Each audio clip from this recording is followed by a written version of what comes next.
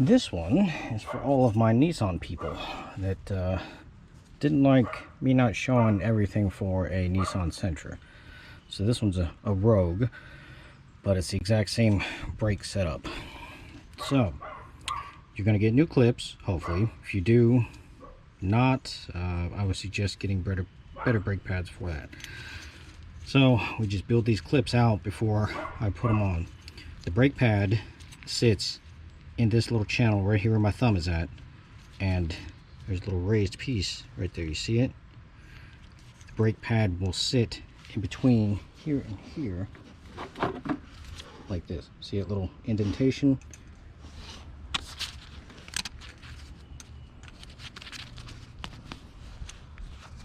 It'll sit in there like, yeah, hold on a second, I'll get it in there. It's hard doing this stuff with one hand. It'll sit in there like that with the clip piece back behind it like that. So it'll sit all the way down in there once you get it in place. But easiest way I've found to build these is, see this little tang right here? With a screwdriver or a pair of needle nose pliers, just bend that tang up. You'll hook your one piece in here, go underneath the tang, and the secondary clip right here, you can bend it down. Once everything is in place, like this, bend this tang back down so it goes over the spring, and bend this one up so it clips on it like yay, and we'll hold it in place and hold it in this position. And then just do that to all four of them. Just build it all before you actually get into the brake pad replacement part. But caliper, just 214s, and right here, see, we'll just use flat blade screwdriver. See how it comes out, and it's behind. The clip goes behind the actual brake pad. What it's designed to do is it puts tension and pulls the brake pad away from the rotor, so that way it doesn't sit on the rotor at all points in time. So see, these pads are gone. And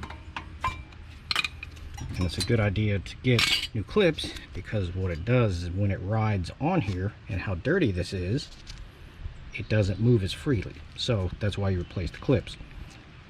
So these will just pop off like yay.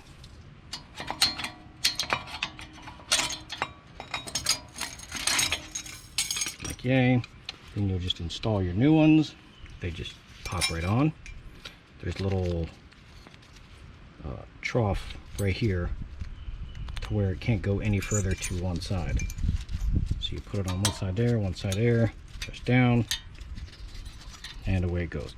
And then when you install the new one brake pad will go right here, and as it sits in place, the little clip right here holds tension on it out, so it doesn't stay onto the rotor.